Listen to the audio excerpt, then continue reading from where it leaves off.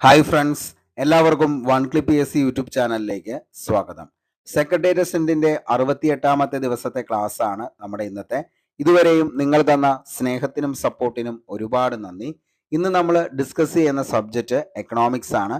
എക്കണോമിക്സിലെ കേന്ദ്രാവിഷ്കൃത പദ്ധതികളെ കുറിച്ചാണ് ആദ്യം നമ്മൾ പഠിക്കാനായിട്ട് പോകുന്നത്. അതിനുശേഷം ഇതിന്റെ PDF നോട്ട് ലഭിക്കുന്നതിന് വേണ്ടി നമ്മുടെ ടെലഗ്രാം ചാനൽ കൂടി ഒന്ന് ജോയിൻ ചെയ്യുക. അതിന്റെ ലിങ്ക് താഴെ ഡിസ്ക്രിപ്ഷൻ ബോക്സിൽ അവൈലബിൾ ആണ്. നിങ്ങൾ ഈ ക്ലാസ് മുഴുവനായി കേൾക്കാനായിട്ട് ശ്രമിക്കുക. വരുന്ന എല്ലാ എക്സാമുകൾക്കും യൂസ്ഫുൾ ആവുന്ന തരത്തിലാണ് നമ്മൾ ഇത് ചെയ്തിരിക്കുന്നത്. ബേസ് മുതൽ റാങ്ക് മേക്കിംഗ് ആയിട്ടുള്ള മുഴുവൻ ചോദ്യങ്ങളും നമ്മൾ ഇതിൽ ഉൾപ്പെടുത്തിയിട്ടുണ്ട്. അപ്പൊ നമുക്ക് നേരെ ക്ലാസ്സിലേക്ക് പോകാം. ആദ്യത്തെ ചോദ്യം, നാഷണൽ റൂറൽ ലൈവ്ലിഹുഡ് മിഷൻ ആരംഭിച്ച വർഷം എന്നാണെന്ന് ചോദിച്ചാൽ 2011 നാഷണൽ റൂറൽ ലൈവ്ലിഹുഡ് മിഷൻ ആരംഭിച്ചത് 2011.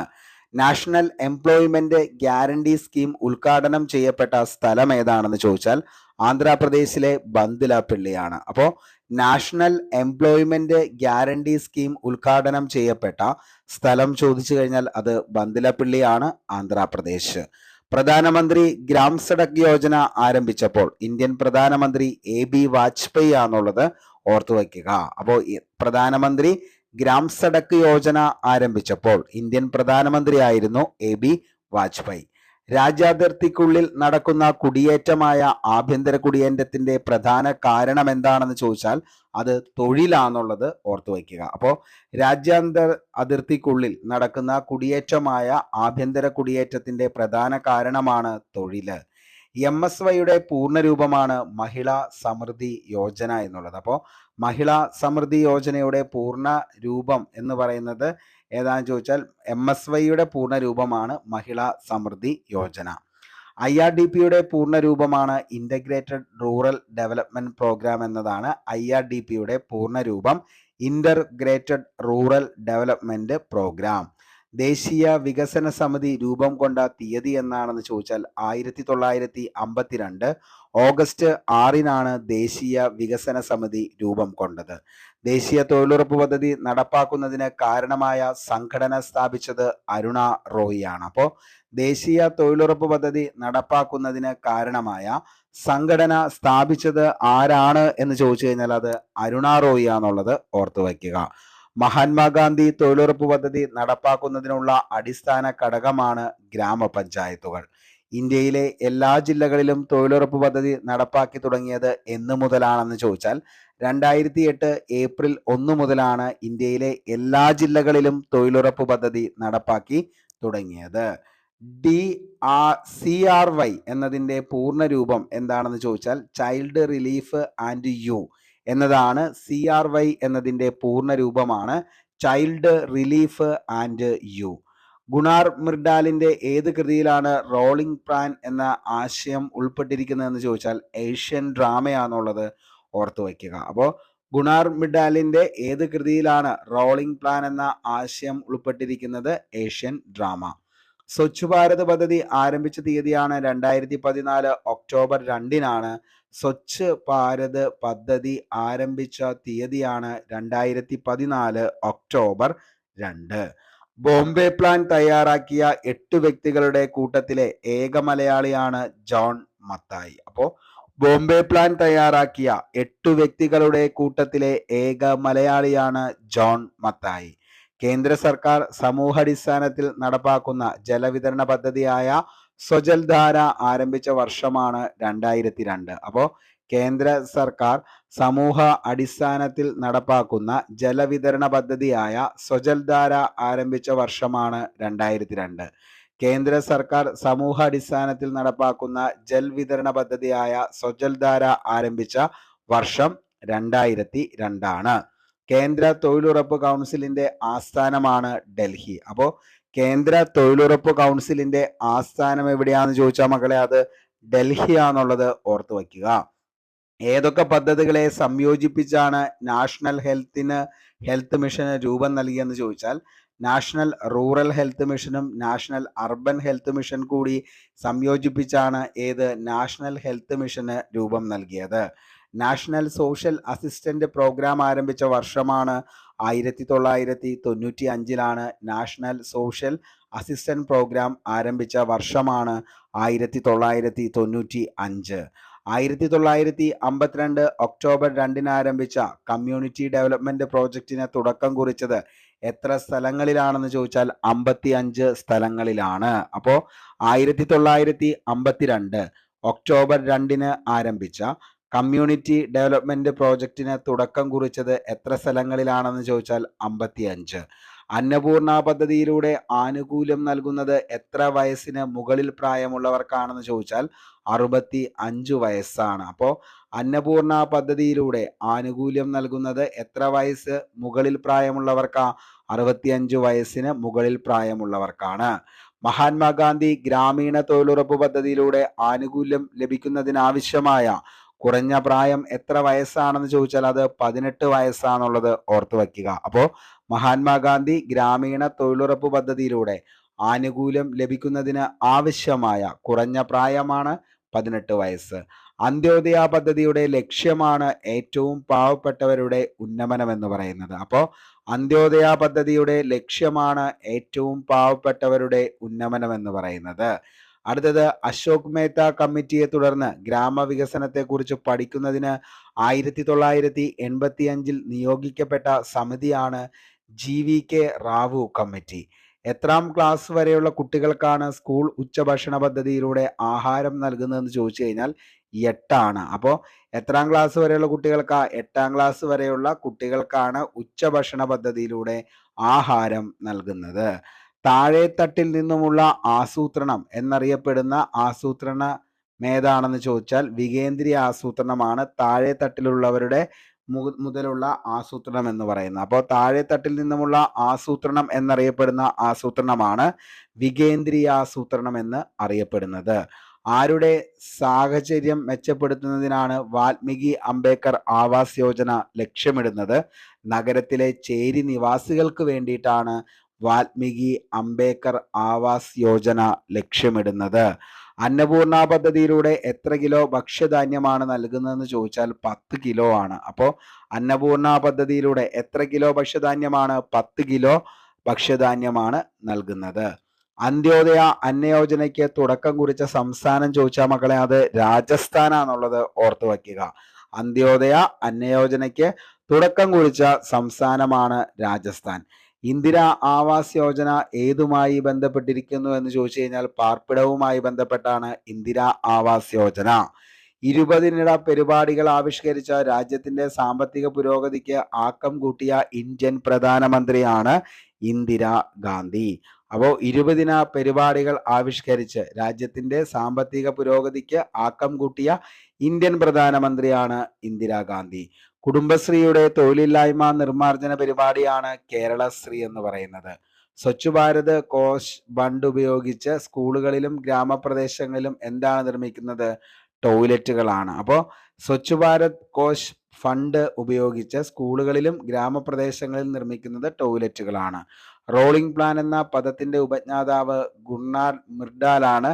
റോളിംഗ് പ്ലാൻ എന്ന പദത്തിന്റെ ഉപജ്ഞാതാവ് ഗുർണാർ മിർഡലാന്നുള്ളതും ഓർത്തു വയ്ക്കുക. ഓക്കെ, അടുത്ത് നമുക്ക് പഠിക്കാനുള്ളത് ഇൻഷുറൻസ് മേഖലയെ കുറിച്ചാണ്. 1818 ഓറിയന്റൽ ലൈഫ് ഇൻഷുറൻസ് കമ്പനി സ്ഥാപിച്ചത് അനിത ഭവസർ ആണ്. 1818 ഓറിയന്റൽ ലൈഫ് ഇൻഷുറൻസ് കമ്പനി സ്ഥാപിച്ചത് അനിത ഭവസർ ആണ്. ഇന്ത്യക്കാർക്ക് കൂടി സേവനം ലഭ്യമാക്കിയ ഇന്ത്യയിലെ ആദ്യത്തെ ഇൻഷുറൻസ് കമ്പനിയാണ് Bombay mutual assurance society limited. അപ്പോൾ ഇന്ത്യക്കാർക്ക് കൂടി സേവനം ലഭ്യമാക്കിയ ഇന്ത്യയിലെ ആദ്യത്തെ ഇൻഷുറൻസ് കമ്പനിയാണ് Bombay mutual assurance society limited. 1870. ഇന്ത്യയിൽ ജനറൽ ഇൻഷുറൻസിന്റെ ദേശസാൽക്കരണം പ്രാബല്യത്തിൽ വന്നത് 1973 ജനുവരി 1. ഇന്ത്യയിലെ ആദ്യത്തെ ഇൻഷുറൻസ് കമ്പനിയാണ് ഓറിയന്റൽ ലൈഫ് ഇൻഷുറൻസ് കമ്പനി. 1818. അപ്പോൾ ഇന്ത്യയിലെ ആദ്യത്തെ ഇൻഷുറൻസ് കമ്പനിയാണ് ഓറിയന്റൽ ലൈഫ് ഇൻഷുറൻസ് കമ്പനി. 1818. എല്ലാവർക്കും ആരോഗ്യ ഇൻഷുറൻസ് നടപ്പാക്കിയ ആദ്യ സംസ്ഥാനമാണ് മഹാരാഷ്ട്ര. എല്ലാവർക്കും ആരോഗ്യ ഇൻഷുറൻസ് നടപ്പാക്കിയ രണ്ടാമത്തെ സംസ്ഥാനമാണ് രാജസ്ഥാൻ. സമ്പദ് വ്യവസ്ഥയുടെ ഏത് മേഖലയിലാണ് ഇൻഷുറൻസ് ഉൾപ്പെടുന്നതെന്ന് ചോദിച്ചു കഴിഞ്ഞാൽ തൃതീയ മേഖലയിലാണ് സമ്പദ് വ്യവസ്ഥയുടെ ഇൻഷുറൻസ് ഉൾപ്പെടുന്നത്. തൃതീയ മേഖല എന്നുള്ളത് ഓർത്തു വയ്ക്കുക. ഇന്ത്യയിലെ ലൈഫ് ഇൻഷുറൻസ് മേഖല ദേശസാൽക്കരിച്ച സമയത്തെ പ്രധാനമന്ത്രിയാണ് ജവഹർലാൽ നെഹ്റു. ഇന്ന് ഇന്ത്യയിൽ നിലവിലുള്ള ഏറ്റവും പഴക്കമുള്ള ഇൻഷുറൻസ് കമ്പനിയാണ് oriental insurance company. Life insurance corporation സാമൂഹിക സുരക്ഷാ മാസമായി ആചരിക്കുന്ന മാസം ഏതാണെന്ന് ചോദിച്ചാൽ മക്കളെ അത് ഒക്ടോബർ മാസമാണെന്നുള്ളത് ഓർത്തു വയ്ക്കുക. ഓക്കെ. അതേപോലെ തന്നെ ഇന്ത്യയിലെ ജനറൽ ഇൻഷുറൻസ് മേഖല ദേശസാൽക്കരിച്ച സമയത്തെ പ്രധാനമന്ത്രിയാണ് ഇന്ദിരാഗാന്ധി. നാഷണൽ ഇൻഷുറൻസ് കമ്പനിയുടെ ആസ്ഥാനം സ്ഥിതി ചെയ്യുന്നത് കൊൽക്കത്തയാണ്. ന്യൂ ഇന്ത്യ അഷുറൻസ് കമ്പനിയുടെ ആസ്ഥാനം മുംബൈയാണ്. മൽഹോത്ര കമ്മിറ്റി നിയമിക്കപ്പെട്ട വർഷം എന്നാണെന്ന് ചോദിച്ചാൽ 1993 മൽഹോത്ര കമ്മിറ്റി നിയമിക്കപ്പെട്ട വർഷം 1993. യുണൈറ്റഡ് ഇന്ത്യ ഇൻഷുറൻസ് കമ്പനിയുടെ ആസ്ഥാനം ചെന്നൈയാണ്. Indian parliament life insurance corporation act പാസാക്കിയത് എന്നാണെന്ന് ചോദിച്ചാൽ 1956 June 19 Indian parliament life insurance corporation act പാസാക്കിയത് 1956 ജൂൺ 19 ഓർത്തു വയ്ക്കുക. ഓക്കെ. അടുത്തത് ഓറിയന്റൽ ഇൻഷുറൻസ് കമ്പനിയുടെ ആസ്ഥാനം ന്യൂഡൽഹിയാണ്. Life insurance corporation of India LICയുടെ ആസ്ഥാനം മുംബൈയാണ്. ലൈഫ് ഇൻഷുറൻസ് കോർപ്പറേഷൻ ഓഫ് ഇന്ത്യയുടെ ആപ്തവാക്യമാണ് യോഗക്ഷേമം വഹാമ്യകം. അപ്പോൾ യോഗക്ഷേമം വഹാമ്യകം എന്നത് ആരുടെ ആപ്തവാക്യമാണെന്ന് ചോദിച്ചാൽ ലൈഫ് ഇൻഷുറൻസ് കോർപ്പറേഷൻ ഓഫ് ഇന്ത്യയുടെ ആപ്തവാക്യമാണ്. ഇന്ത്യയിലെ ലൈഫ് ഇൻഷുറൻസ് രംഗം ദേശസാൽക്കരിച്ച വർഷം 1956 ജനുവരി 19. LIC നിലവിൽ വന്ന വർഷം 56 September 1. Insurance regulatory and development authority of ഇന്ത്യയുടെ ആസ്ഥാനം ഹൈദരാബാദ്. ഏത് കമ്മിറ്റിയുടെ ശുപാർശ പ്രകാരമാണ് insurance regulatory and development authority of India 1999 നിലവിൽ വന്നത്? മൽഹോത്ര കമ്മിറ്റി. ജനറൽ ഇൻഷുറൻസ് കോർപ്പറേഷന്റെ കീഴിലുള്ള 4 സബ്സിഡറി കമ്പനികളാണ് new India assurance, oriental insurance, national insurance, United India insurance. Life insurance കോർപ്പറേഷന്റെ ആദ്യ ചെയർമാനാണ് HM പട്ടേൽ. അപ്പോൾ ലൈഫ് ഇൻഷുറൻസ് കോർപ്പറേഷന്റെ ആദ്യ ചെയർമാൻ ആരാണെന്ന് ചോദിച്ചാൽ അത് HM പട്ടേലാണെന്നുള്ളത് ഓർത്തു വയ്ക്കുക. പോസ്റ്റൽ ലൈഫ് ഇൻഷുറൻസ് തുടങ്ങിയ വർഷമാണ് 1884. ഫെബ്രുവരി 1 പോസ്റ്റൽ ലൈഫ് ഇൻഷുറൻസ് തുടങ്ങിയ വർഷം 1884 ഫെബ്രുവരി 1. ഓക്കെ. അപ്പോൾ ഇത്രയാണ് ഇൻഷുറൻസ് മേഖലയുമായി ബന്ധപ്പെട്ട് നമുക്ക് പഠിക്കാനുള്ള ഏറ്റവും ഇമ്പോർട്ടൻ്റ് ആയിട്ടുള്ള ചോദ്യങ്ങൾ എന്ന് പറയുന്നത്. അടുത്തത് സ്റ്റോക്ക് എക്സ്ചേഞ്ചുകളെ കുറിച്ചാണ്. ഇന്ത്യയിൽ സ്റ്റോക്ക് എക്സ്ചേഞ്ചുകളെ നിയന്ത്രിക്കുന്ന സ്ഥാപനമാണ് SEBI. Securities and exchange board of India എന്നതാണ് സെബിയുടെ പൂർണ്ണനാമം എന്ന് പറയുന്നത്. ഏഷ്യയിലെ ആദ്യത്തെ stock exchange Bombay stock exchange ആണ്. എല്ലാ സ്റ്റോക്ക് എക്സ്ചേഞ്ചുകളുടെയും മാതാവ് എന്നറിയപ്പെടുന്നത് ആന്റ്വെർപ്പ് സ്റ്റോക്ക് എക്സ്ചേഞ്ച് ആണ്. അപ്പോൾ എല്ലാ സ്റ്റോക്ക് എക്സ്ചേഞ്ചുകളുടെയും മാതാവ് എന്നറിയപ്പെടുന്നത് ആന്റ്വെർപ്പ് സ്റ്റോക്ക് എക്സ്ചേഞ്ച് ആണ്. ഏത് ഇന്ത്യൻ സ്റ്റോക്ക് എക്സ്ചേഞ്ചിന്റെ ലോഗോയിലാണ് സ്വസ്തിക എന്ന് പറയുന്നത്? Ahmedabad. Securities and exchange board of India പ്രവർത്തനം ആരംഭിച്ച വർഷം എന്നാണെന്ന് ചോദിച്ചാൽ 1988 securities and exchange board of India പ്രവർത്തനം ആരംഭിച്ചത്. ലോകത്തിലെ ആദ്യത്തെ സ്റ്റോക്ക് എക്സ്ചേഞ്ച് സ്ഥാപിതമായത് എവിടെയാണെന്ന് ചോദിച്ചാൽ ആന്റ്വെർപ്പാണ്, ബെൽജിയം. എന്നാണെന്ന് ചോദിച്ചാൽ 1460 സ്ഥാപിതമായത്. ലോകത്തിലെ ഏറ്റവും പഴക്കമുള്ള സ്റ്റോക്ക് എക്സ്ചേഞ്ച് എവിടെയാണെന്ന് ചോദിച്ചാൽ അത് ആംസ്റ്റർഡാമിലാണെന്നുള്ളത് ഓർത്തു വയ്ക്കുക. 1602 ഇത് സ്ഥാപിതമായത്. നാഷണൽ സ്റ്റോക്ക് എക്സ്ചേഞ്ചിന്റെ ഓഹരി സൂചികയാണ് നിഫ്റ്റി എന്ന് പറയുന്നത്. എത്ര കമ്പനികളുടെ ഓഹരികളുടെ വിപണന മൂല്യത്തിലെ മാറ്റത്തെ അടിസ്ഥാനമാക്കിയാണ് നിഫ്റ്റി നിശ്ചയിക്കുന്നതെന്ന് ചോദിച്ചാൽ 50 ഓക്കെ. അപ്പോൾ എത്ര കമ്പനികളുടെ ഓഹരികളുടെ വിപണന മൂല്യത്തെ മാറ്റത്തെ അടിസ്ഥാനമാക്കിയാണ് നിഫ്റ്റി നിശ്ചയിക്കുന്നതെന്ന് ചോദിച്ചാൽ 50 ഓർത്തു വയ്ക്കുക. എത്ര കമ്പനികളുടെ ഓഹരികളുടെ വിപണി മൂല്യത്തിലെ മാറ്റത്തെ അടിസ്ഥാനമാക്കിയാണ് ബോംബെ സ്റ്റോക്ക് എക്സ്ചേഞ്ചിന്റെ ഓഹരി സൂചിക സെൻസെക്സ് നിശ്ചയിക്കുന്നത്? 30. ഓഹരി വ്യാപാരം ഏറ്റവും കൂടുതൽ നടക്കുന്ന ഇന്ത്യൻ നഗരം ഏതാണെന്ന് ചോദിച്ചാൽ അത് മുംബൈ ആണെന്നുള്ളത് ഓർത്തു വയ്ക്കുക. അപ്പോൾ ഓഹരി വ്യാപാരം ഏറ്റവും കൂടുതൽ നടക്കുന്ന ഇന്ത്യൻ നഗരമാണ് മുംബൈ. സെൻസസിന്റെ പൂർണ്ണരൂപമാണ് stock exchange sensitive index. Sensex എന്ന പദത്തിന്റെ ഉപജ്ഞാതാവ് ആരാണെന്ന് ചോദിച്ചാൽ അത് ദീപക് മൊഹാനിയാണ്. അപ്പോൾ സെൻസെക്സ് എന്ന പദത്തിന്റെ ഉപജ്ഞാതാവ് ദീപക് മൊഹാനി. ടോക്കിയോ സ്റ്റോക്ക് എക്സ്ചേഞ്ചിന്റെ ഇൻഡെക്സ് നിക്കൈ ആണ്, 225 ടോപ്പിക്സ്. ഇനി ബോംബെ സ്റ്റോക്ക് എക്സ്ചേഞ്ചിന്റെ സ്ഥാപകനാണ് പ്രേംചന്ദ് റോയ്ചന്ദ്. ബോംബെ സ്റ്റോക്ക് എക്സ്ചേഞ്ചിന്റെ ആദ്യ നാമമാണ് the share and stock brokers association. Mumbai stock exchange ഏത് തെരുവിൽ സ്ഥിതി ചെയ്യുന്നു എന്ന് ചോദിച്ചാൽ ദലാൽ തെരുവിലാണ് മുംബൈ സ്റ്റോക്ക് എക്സ്ചേഞ്ച് സ്ഥിതി ചെയ്യുന്നത്. ഫർവാനി കമ്മിറ്റിയുടെ ശുപാർശ പ്രകാരം നിലവിൽ വന്ന സ്ഥാപനമാണ് national stock exchange. New York stock എക്സ്ചേഞ്ചിൽ ലിസ്റ്റ് ചെയ്യപ്പെട്ട ആദ്യ ഇന്ത്യൻ കമ്പനിയാണ് ടാറ്റ മോട്ടോഴ്സ്.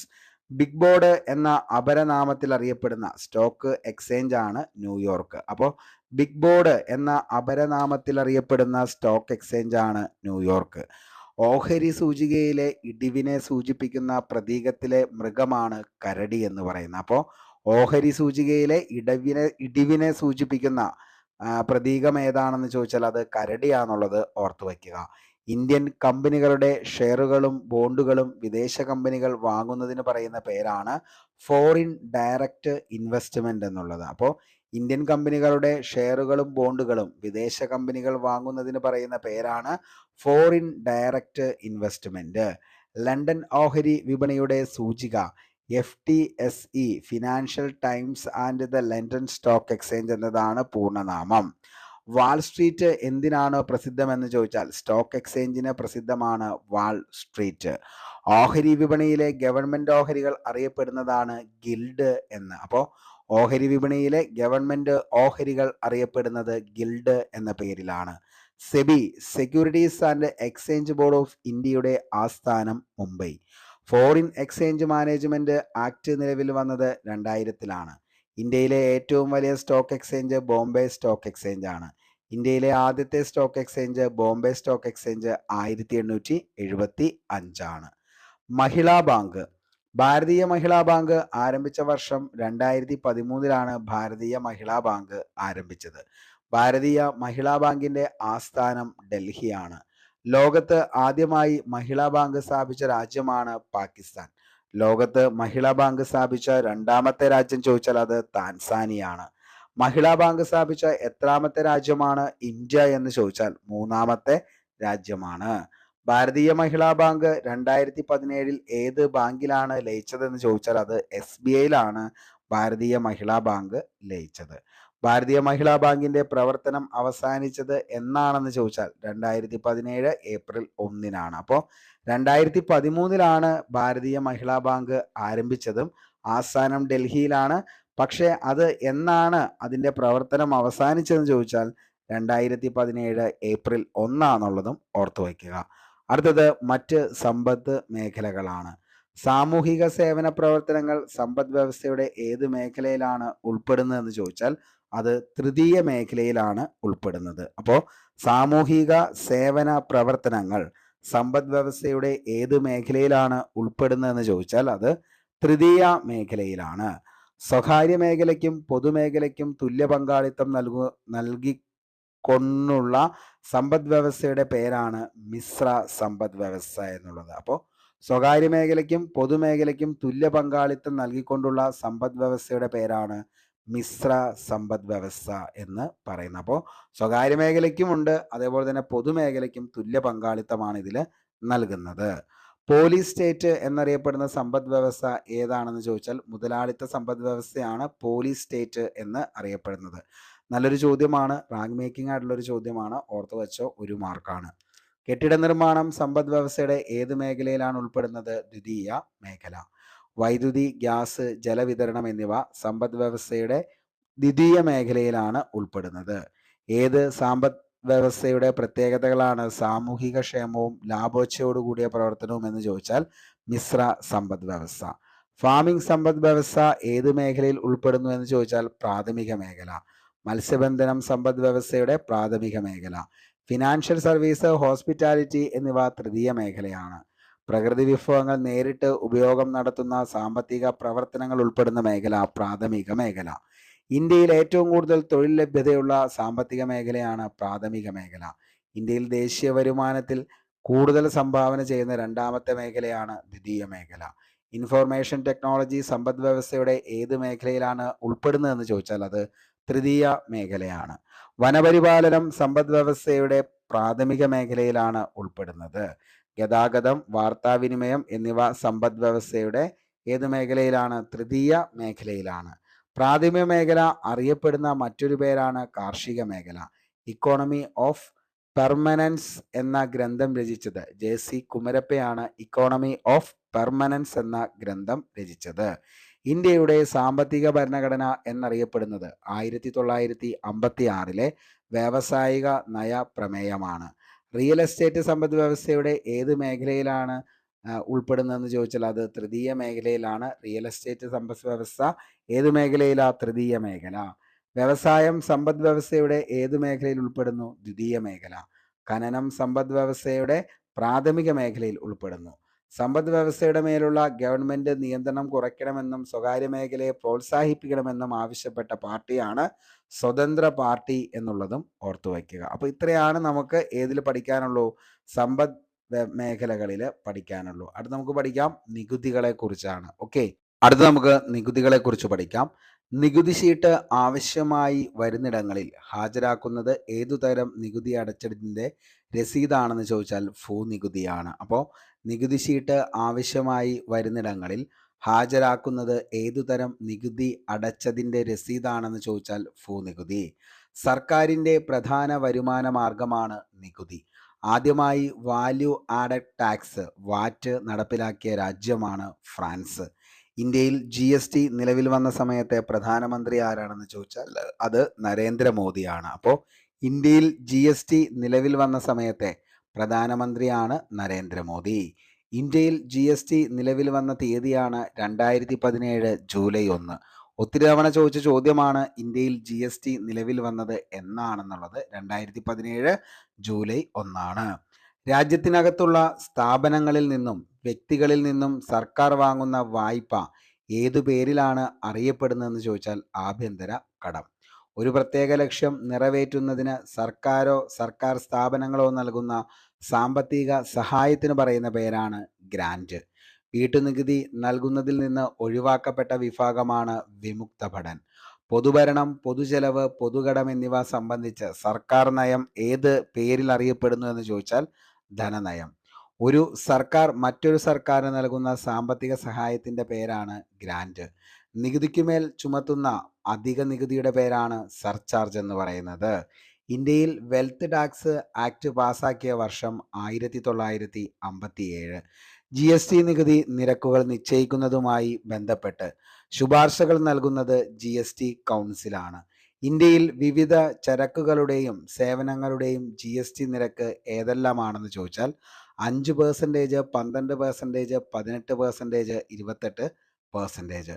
നികുതിയെക്കുറിച്ച് പ്രതിപാദിക്കുന്ന ഇന്ത്യൻ ഭരണഘടനയിലെ അനുച്ഛേദമാണ് 265. GST ഐഡന്റിഫിക്കേഷൻ നമ്പറിലെ ക്യാരക്ടറുകളുടെ എണ്ണം എത്രയാണെന്ന് ചോദിച്ചാൽ 15 എണ്ണമാണെന്നുള്ളത് ഓർത്തു വയ്ക്കുക. ഭൂനികുതി ചുമത്തുന്നത് സംസ്ഥാന സർക്കാരാണ്. ഒരു രാജ്യം ഒരു നികുതി എന്ന ലക്ഷ്യത്തോടെ ഇന്ത്യയിൽ നിലവിൽ വന്ന നികുതി സമ്പ്രദായത്തിൻ്റെ പേരാണ് ചരക്ക് സേവന നികുതി അല്ലെങ്കിൽ GST. ബ്രിട്ടീഷ് ഇന്ത്യയിൽ ഇൻകം ടാക്സ് ഡിപ്പാർട്ട്മെന്റ് രൂപം കൊണ്ട വർഷമാണ് 1860.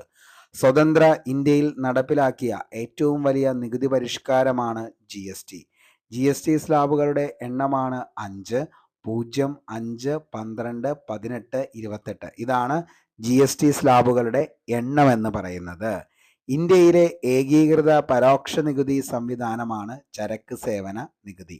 വിജയ് കേൽക്കർ കമ്മിറ്റി എന്തിനെക്കുറിച്ച് പഠിക്കാനാണ് നിയോഗിക്കപ്പെട്ടതെന്ന് ചോദിച്ചാൽ പ്രത്യക്ഷ പരോക്ഷ നികുതി. കല്യാൺ. അപ്പോൾ അത്രയാണ് അതിൻ്റെ അകത്ത് നമുക്ക് പഠിക്കാനുള്ളൂ. ഇനി അടുത്ത് നമുക്ക് അപ്പോൾ ഇത്രയും കാര്യങ്ങൾ വ്യക്തമായി തന്നെ മനസ്സിലായി എന്ന് തന്നെ കരുതുന്നു. അടുത്ത് നമുക്ക് പഠിക്കാം ഹരിത വിപ്ലവം.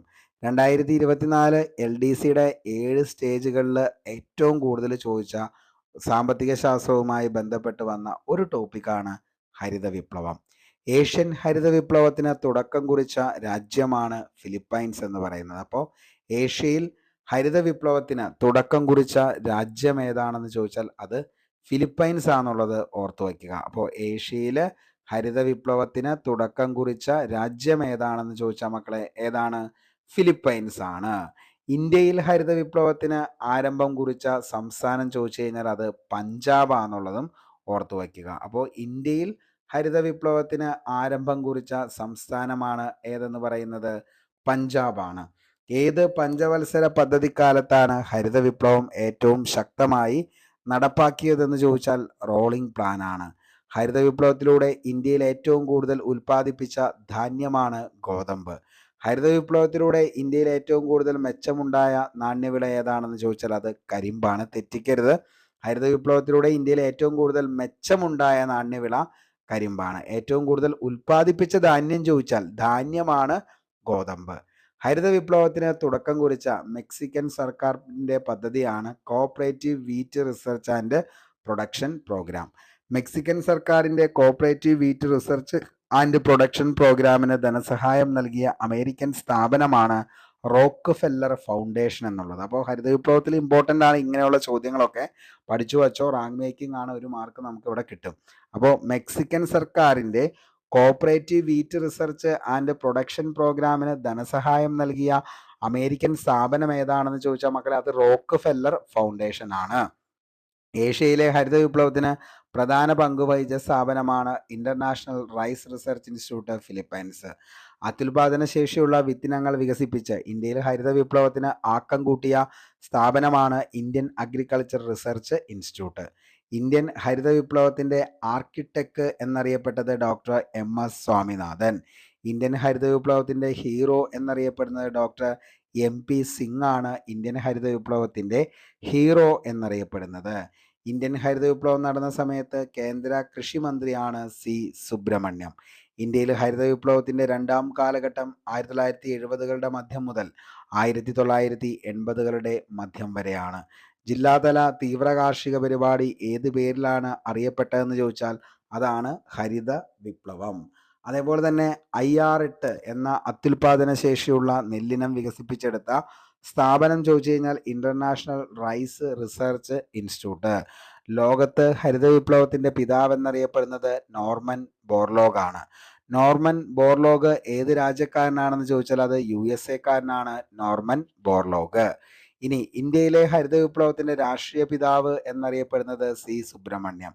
ഏത് വിഷയത്തിലാണ് നോർമൻ ബോർലോഗിന് 1970 നൊബേൽ സമ്മാനം ലഭിച്ചതെന്ന് ചോദിച്ചാൽ അത് സമാധാനമാണെന്നുള്ളത് ഓർത്തു വയ്ക്കുക. ഹരിത വിപ്ലവം ആരംഭിച്ചത് ഏത് രാജ്യത്താ? മെക്സിക്കോയിലാണ് ഹരിത വിപ്ലവം ആരംഭിച്ചത്. കല്യാൺ സോണ, സൊണാലിക എന്നിവ ഏത് വിളയുടെ അത്യുൽപാദന ശേഷിയുള്ള ഇനങ്ങളാണ്? ഗോതമ്പ്. സീഡ്, ഫെർട്ടിലൈസർ, ഇറിഗേഷൻ റവല്യൂഷൻ എന്ന ഇന്ത്യയിൽ അറിയപ്പെട്ടത് ഹരിത വിപ്ലവം. ഹരിത വിപ്ലവം എന്ന പദത്തിൻ്റെ ഉപജ്ഞാതാവാണ് വില്യം S ഗൗഡാണ്. ഹരിത വിപ്ലവം എന്ന പദത്തിൻ്റെ ഉപജ്ഞാതാവാണ് വില്യം S ഗൗഡ് എന്ന് പറയുന്നത്. ഓക്കെ, ഇനി നമുക്ക് കുറച്ച് വ്യക്തികളെ കൂടി പരിചയപ്പെടാം. ധന തത്വശാസ്ത്രത്തിൻ്റെ പിതാവാണ് ആഡം സ്മിത്ത്. അപ്പോൾ ധനതത്വ ശാസ്ത്രജ്ഞൻ്റെ പിതാവ് ആഡം സ്മിത്ത്. സമ്പത്ത് ആത്യന്തികമായി മനുഷ്യൻ്റെ ക്ഷേമത്തിന് വേണ്ടിയായിരിക്കണമെന്നും സാമ്പത്തിക പ്രവർത്തനങ്ങളെല്ലാം മനുഷ്യക്ഷേമത്തിന് പ്രാധാന്യം നൽകുന്നതായിരിക്കണമെന്നും അഭിപ്രായപ്പെട്ട സാമ്പത്തിക ശാസ്ത്രജ്ഞനാണ് ആൽഫ്രഡ് മാർഷൽ. സാമ്പത്തിക ശാസ്ത്രത്തിലെ ക്ഷേമ നിർവചനത്തിൻ്റെ പിതാവാണ് ആൽഫ്രഡ് മാർഷൽ. അപ്പോൾ സാമ്പത്തിക ശാസ്ത്രത്തിലെ ക്ഷേമ നിർവചനത്തിൻ്റെ പിതാവ്. പരിമിത വിഭവങ്ങൾ ഫലപ്രദമായി ഉപയോഗിക്കാൻ നമ്മുടെ ആവശ്യങ്ങൾക്ക് മുൻഗണന നിശ്ചയിക്കണമെന്ന് അഭിപ്രായപ്പെട്ട സാമ്പത്തിക ശാസ്ത്രജ്ഞൻ ആരാണെന്ന് ചോദിച്ചാൽ അത് ലയണൽ റോബിൻസ് ആണ്. സാമ്പത്തിക ശാസ്ത്രത്തിലെ ദൗർലഭ്യ നിർവചനത്തിൻ്റെ ഉപജ്ഞാതാവ് ലയണൽ റോബിൻസ്. സാമ്പത്തിക ശാസ്ത്രത്തിലെ വളർച്ചാ നിർവചനത്തിൻ്റെ ഉപജ്ഞാതാവ് പോൾ എ സാമുവൽ.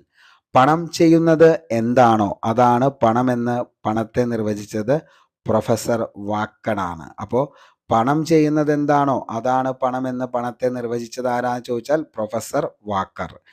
മനുഷ്യന്റെ അസ്ഥികളിൽ ഏറ്റവും കൂടുതൽ ദ്രവത്വമുള്ളത് പണത്തിനാണ്. അപ്പോൾ മനുഷ്യന്റെ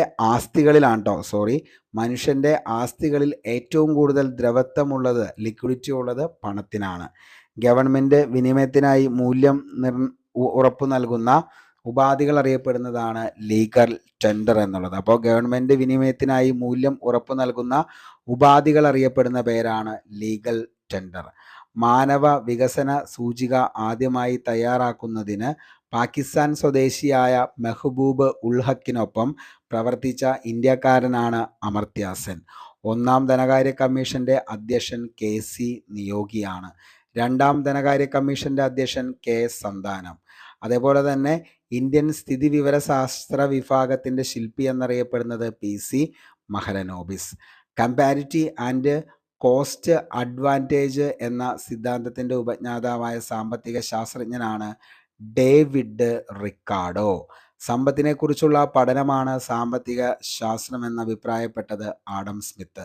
ഗാന്ധിയൻ ഇക്കണോമിക് തോട്ട് എന്ന പുസ്തകം രചിച്ചത് JC കുമരപ്പയാണ്. ഗാന്ധിയൻ ഇക്കണോമിക് തോട്ട് എന്ന പുസ്തകം രചിച്ചത് ആരാന്ന് ചോദിച്ചാൽ JC കുമരപ്പയാണ്. ഗാന്ധിയൻ ഇക്കണോമിക് തോട്ട് എന്ന പുസ്തകം രചിച്ചത് JC കുമരപ്പ.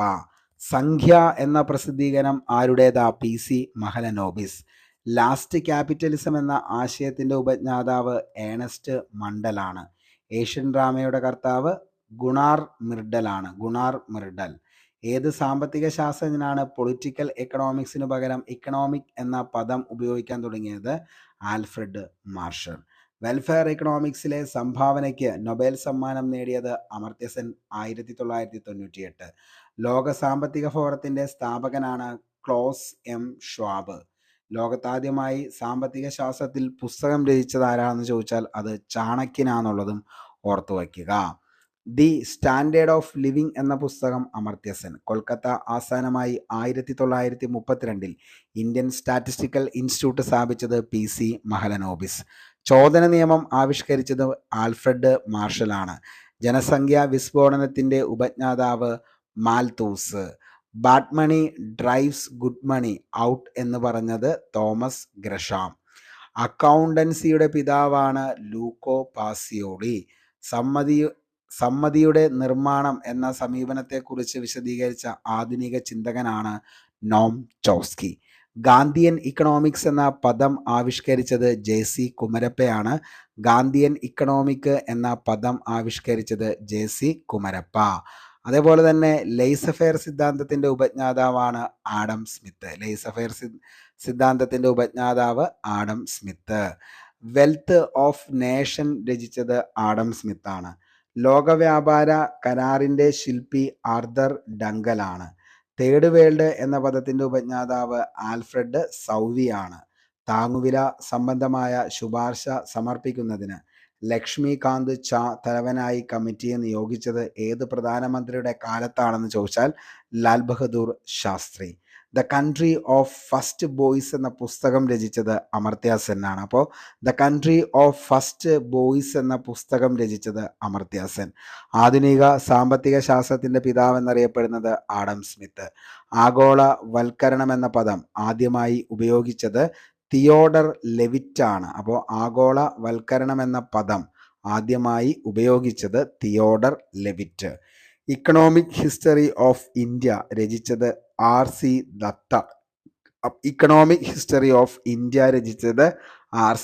ദത്ത്. രാജ്യത്തിന്റെ സാമ്പത്തിക ഭദ്രത മികച്ച സാമ്പത്തിക ആസൂത്രണത്തിന്റെയും ശരിയായ വിഭവ വിനിയോഗത്തിന്റെയും ഫലമാണ് എന്ന് അഭിപ്രായപ്പെട്ടതാണ് പോൾ A സാമുവൽസൺ.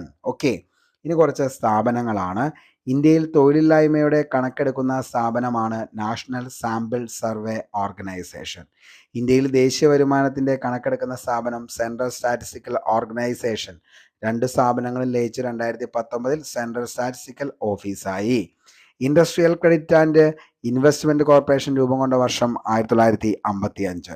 എത്ര വർഷത്തിലൊരിക്കലാണ് ഇന്ത്യയിൽ ധനകാര്യ കമ്മീഷൻ നിയമിക്കുന്നത്? 5 വർഷം. സെൻട്രൽ സ്റ്റാറ്റിസ്റ്റിക്കൽ ഓഫീസിന്റെ ആസ്ഥാനം ന്യൂഡൽഹിയാണ്. കേന്ദ്ര സർക്കാർ 1951 സ്ഥാപിച്ച സെൻട്രൽ സ്റ്റാറ്റിസ്റ്റിക്കൽ ഇൻസ്റ്റിറ്റ്യൂട്ടിൻ്റെ ആസ്ഥാനം ന്യൂഡൽഹി. ഇത് സെൻട്രൽ സ്റ്റാറ്റിസ്റ്റിക്കൽ ഓർഗനൈസേഷനുമായി ലയിച്ച് സെൻട്രൽ സ്റ്റാറ്റിസ്റ്റിക്കൽ ഓർഗനൈസേഷൻ എന്ന പേര് സ്വീകരിച്ചു. അവസാനത്തെ 3 വർഷം തുടർച്ചയായി സാമ്പത്തിക ലാഭം നേടുന്ന പൊതുമേഖലാ സ്ഥാപനങ്ങൾക്ക് നൽകുന്ന പദവിയാണ് മിനിരത്ന പദവി എന്ന് പറയുന്നത്. അപ്പോൾ ഇത്രയും കാര്യങ്ങളാണ് നമുക്കിതിൻ്റെ അകത്ത് പഠിക്കാനായിട്ടുള്ളൂ.